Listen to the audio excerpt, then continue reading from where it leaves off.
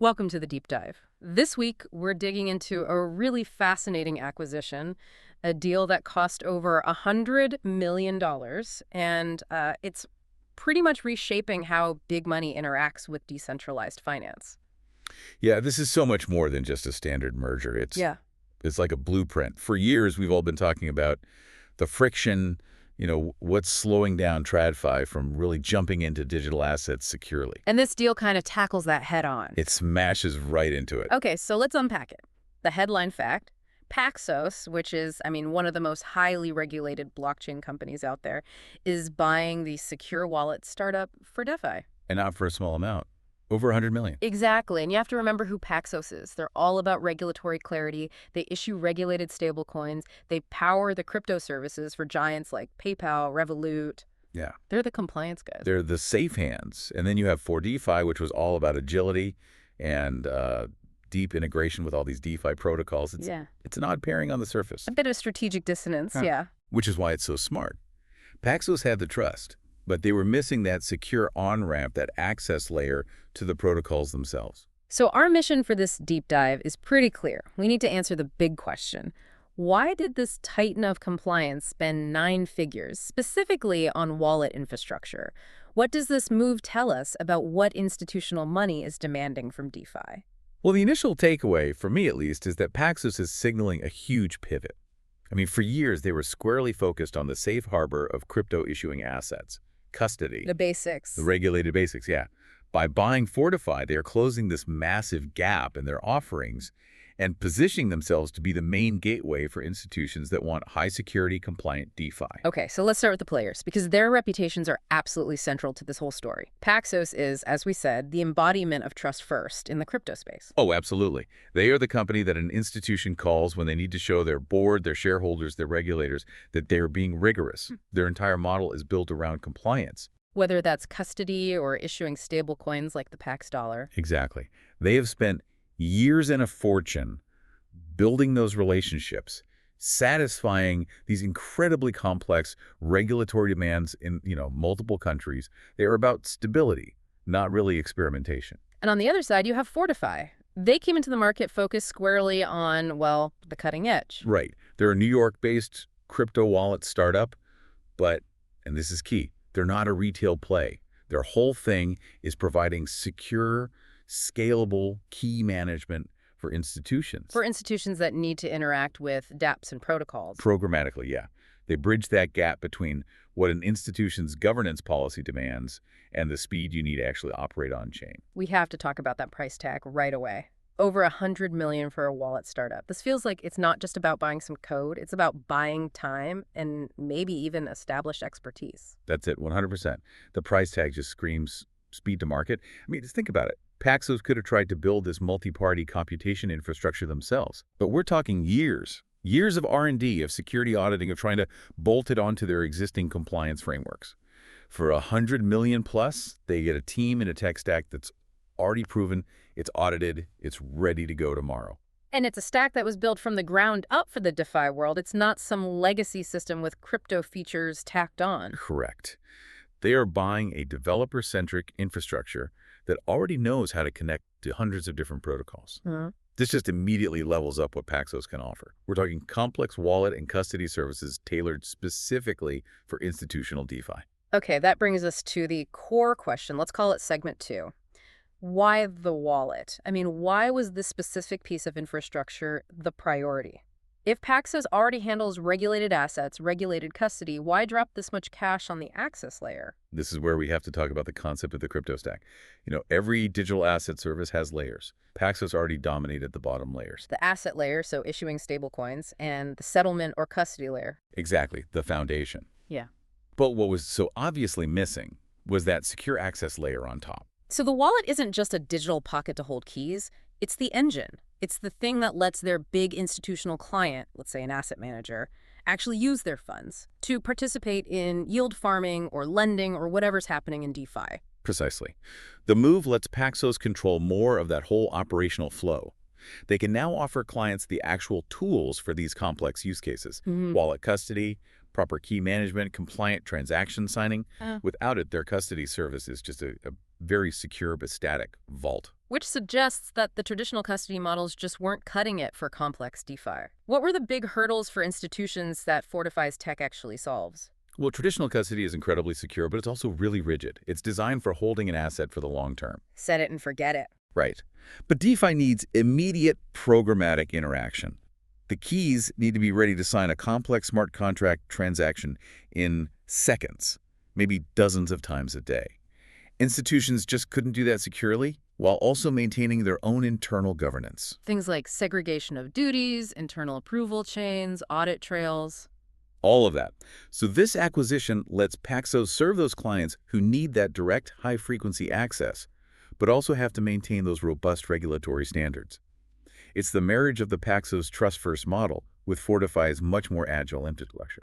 It basically resolves the core tension. Because before, an institution had two bad choices, right? Yeah, pretty much. Use an unregulated wallet and hope your compliance department doesn't find out, or stick with a rigid, traditional custodian and miss every single opportunity in DeFi. Paxos is now building that third compliant option. They're not waiting for perfect rules from regulators, they're building the infrastructure that anticipates those rules. Let me just push back a little on the valuation. $100 million for an access layer. Couldn't they have just partnered with someone? Or used something like multisig, which is cheaper, it's more proven, and just integrated that into their existing platform? Why buy the whole company? That's a really critical point. It comes back to the tech that they value so highly. Multi-party computation, or MPC. Now, multisig is great, it's proven, but it has limits, especially when you're dealing with institutional-level complexity. Oh, Fordefi's MPC gives them a huge advantage here. Paxos wasn't just buying code. They were buying the talent, the relationships, and the deep engineering brainpower needed to run a cutting-edge MPC system. and that's a perfect segue into our next segment then, the tech itself. Let's spend a minute on multi-party computation. For anyone listening who gets basic crypto security, why is MPC the big prize here for institutions? Why is it so much better than, say, a standard hardware security module or just a simple multisig? Okay, this is fundamental. So an HSM, a hardware security module, is centralized. It's one secure box that holds the entire private key. A single point of failure. Right, and multisig is better. You need, say, 3 out of 5 people to sign, but each of those 5 people still holds a complete independent key. So if one of those gets compromised, you have a problem. A huge problem. Oh. MPC, on the other hand, completely eliminates that single point of failure. It's a cryptographic method where the private key is never, ever fully formed or stored in any one place. So how does that work? It's mathematically split into multiple pieces. They're called key shares. When you need to sign something, these shares are brought together in this distributed computation to generate the signature, but without ever reconstructing the full key. No single party ever sees the whole thing. So instead of 5 executives each guarding their own key, you have 5 executives whose input is needed for the math to happen, but none of them ever actually touches the complete private key. Exactly. And that distribution is incredibly powerful for institutional governance. It allows for a true segregation of duties. The security team can manage the key shares, the trading desk can initiate a transaction, and the compliance officer provides the policy approval to bring them together. You can tie the shares to specific internal rules. Ah, so that level of customized control and the auditable chain of authority, that's what TradFi needs. So when we hear that secure wallets are a critical gateway, it's because MPC provides that layer of assurance that their capital is protected by the same kinds of internal controls they're used to. It's a massive endorsement of MPC for enterprise use. This whole acquisition just reflects this growing, undeniable demand for secure, flexible, institutional-grade tools. The high price tag just confirms how hard it is to build or buy this capability right now. Okay, so let's zoom out, segment 4, the bigger picture. What does Paxos, the compliance giant, making a move like this tell us about where the whole industry is heading? Well, what's so fascinating is that this deal positions Paxos not just as another player, but as a potential market definer. They are now, effectively, a one-stop shop. They offer the compliance backend, the custody, the regulated assets, and now they have the crucial operational front end. The secure access through MPC wallets, They're selling the whole compliant package from start to finish. which dramatically cuts down on the regulatory friction and the operational risk for any big bank or asset manager that wants to get into DeFi. They don't have to stitch together 5 different solutions anymore. They can just operate under the Paxos Trust umbrella. And that tells us that the future of institutional crypto is going to be defined by these these trust-anchored ecosystems. The market is screaming for access to DeFi, but only if it's secured by infrastructure that meets their existing standards. Paxos is basically shouting that compliant DeFi is the next big frontier, and they plan to be the ones leading the way. So it's real validation. It means institutions are serious, but they'll only come in through these highly vetted, high-security on-ramps.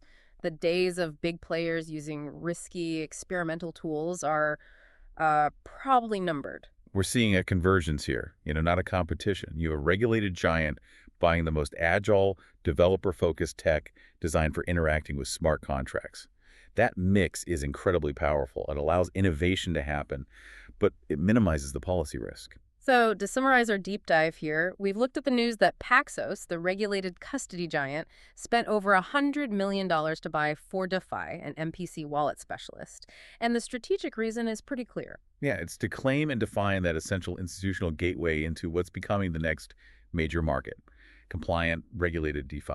By controlling that whole crypto stack from the asset itself to the custody and now to the secure transaction signing with MPC Paxos is building the blueprint for how large risk-averse institutions will safely interact with this space. They bought the missing piece. They bought the access layer. So we focused a lot on Paxos acquiring the tools for access, the wallets, the key management.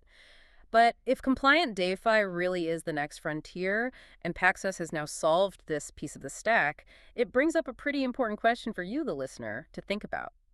Yeah.